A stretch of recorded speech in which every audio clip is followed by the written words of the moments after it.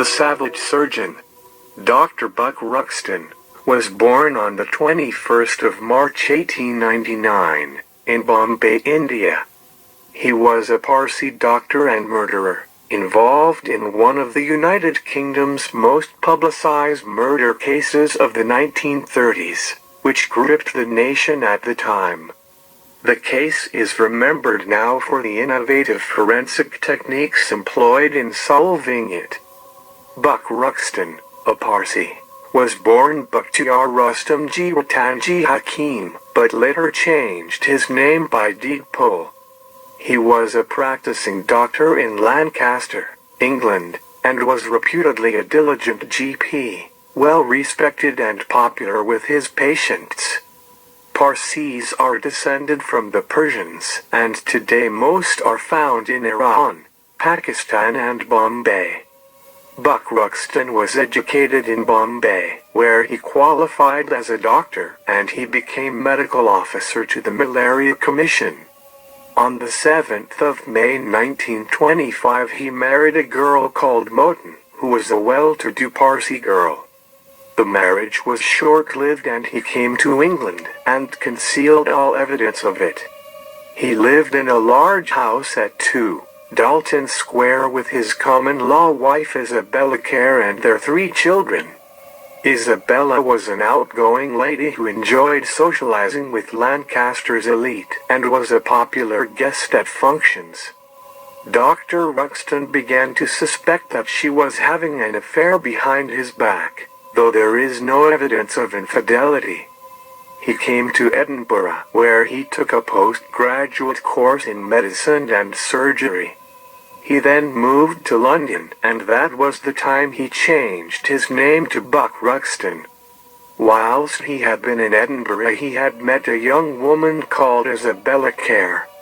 Born in Falkirk, she had worked in Edinburgh in several jobs. It was love at first sight for her and Buck Ruxton, and romance blossomed very quickly. They were married by 1930, and they came to live in Lancaster. At that time they had only one child, Kathleen Elizabeth, but the family eventually grew to 3, the other 2 children being called Diana and Billy. They inhabited No. 2 Dalton Square, Lancaster. They seemed at first a contented family, and the doctor's surgery was rarely empty. However, the neighbors soon heard violent quarrels taking place.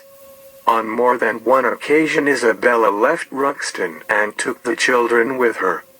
She took refuge with her sister Mrs. Jeannie Nelson. One of the worst rows took place in 1934. Isabella walked out yet again, threatening never to return. She did come back, persuaded only by her sister. A few months later she was dead, and also dead was a 19-year-old Morecambe girl named Mary Jane Rogerson. She had worked as a maid for the Ruxtons for 3 years. How these 2 women met their deaths is still one of the most fascinating in the history of crime today. The sheer gruesomeness of the Ruxton case caught the people's imagination. It was tragic but good reading for the sensation-hungry public. The first stories began rolling off the press when 2 women had been taking a morning stroll along a road between Carlisle and Edinburgh at a place called Devil's Beef Tub. This was 2 miles from Moffat. The 2 women were walking over a bridge when one of them looked down and set off one of the biggest murder hunts of all time. She thought she saw part of a human arm sticking up through the stream. Shortly after that, more remains were sighted. It was the largest event that had happened in Moffat and outside the scope of local police experience. Top Scottish experts were called in. The remains were so bad that at first they did not know how many bodies they were dealing with. The main difficulty that the authorities had was that the whole torso of one of the bodies was missing. On each the eyes, ears and noses had been removed and the hands had been lacerated. cuts showed an amount of skill had been needed. There was also very little blood, so the bodies had been drained. This would have needed anatomical knowledge. However, the murderer had made one fatal mistake, and that is the vital ingredient. He wrapped some of the remains in newspaper.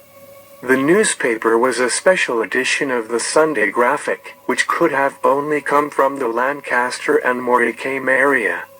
3 eminent men from Scotland carried out much of the work on the remains. Professor John Gloucester and his assistant Dr. Martin of Glasgow University and Professor James Brash of Edinburgh University. Within a few days, the discovery of the remains and disappearance of 2 women from Lancaster were linked. Buck Ruxton had said that Isabella and Mary were away on holiday in Scotland, but the police were disinclined to believe him and his house was put under siege. The drains and debris were collected from No. 2 Dalton Square and examined. Forensic found a photo of Isabella wearing a tiara. They measured the tiara and calculated how far away from the camera Mrs. Ruxton must have been standing. They then took a photo of the skull at the same distance, and the 2 photographs produced a perfect match. They also examined dental records. The discoveries in total were 2 heads, 2 upper bodies and shoulder blades, 17 limb portions, and 43 pieces of soft tissue. The fact that 2 bodies had been drained of blood meant that some pieces of flesh could be identified under the microscope. The chief constable at Lancaster at that time was Mr. H. Van. It was very handy for him because his office was at the town hall opposite the Ruxton house. Large crowds of spectators gathered and patients still remained loyal to Buck Ruxton and still came to the surgery. The police made several public appeals for help. One was for anyone who had seen a stone-colored car in the Milnthorpe area. They found out that Buck Ruxton had knocked a man off his bike in that area when he had gone on a mystery trip, and they knew he had a stone-colored Austin 12 saloon. The police were able to draw up a timetable of Buck Ruxton's movements for several days before and after the alleged murder day of September 15, 1935.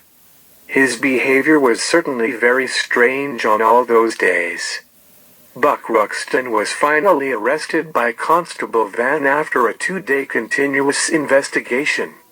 He was charged early in the morning of October 13th, a month and a day after Mary Rogerson's father had last seen her alive. Ruxton made an emphatic, if not very original reply, "What are you talking about?" However, he was charged with only the murder of Mary Rogerson at that time. It was not until November 5th that he was charged with the murder of his wife. Remains of the bodies when put together were labeled simply number 1 and number 2. 1 being Mary and number 2 being Isabella. The trial opened on March 2, 1936.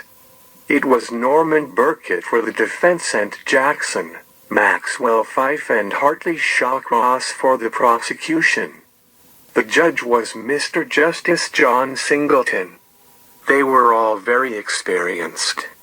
There were 115 witnesses for the prosecution and 209 Crown exhibits. The trial was held at Manchester Assizes, and it took the prosecution 4 hours to make the opening statement. The trial lasted 11 days. One of the star witnesses against the doctor was his wife's sister Jeannie Nelson.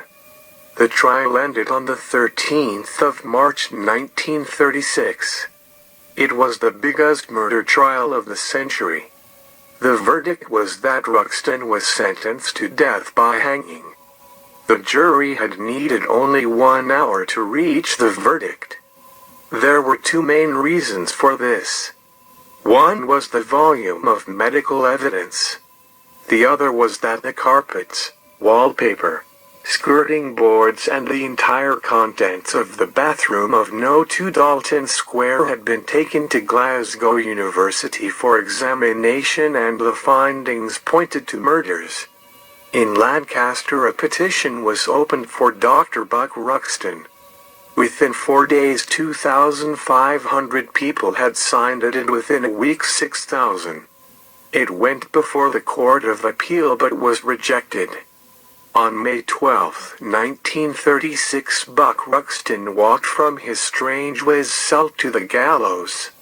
In the hours immediately prior to his execution, Buck Ruxton wrote a letter to his chief defense counsel, Norman Burkitt Casey. In this letter, Ruxton thanked Burkitt for the skill in which he had conducted his defense, before stating, "I know that in a few hours I shall be going to meet my Maker. But I say to you, sir, I am entirely innocent of this crime." Despite a petition from Lancaster residents urging clemency for Ruxton, having collected over 10,000 signatures, Ruxton was hanged at HM Prison, Manchester on the morning of the 12th of May 1936. His executioner was Albert Pierre Point. He is buried in an unmarked grave in the grounds of the prison. His wife's remains were taken back to Edinburgh.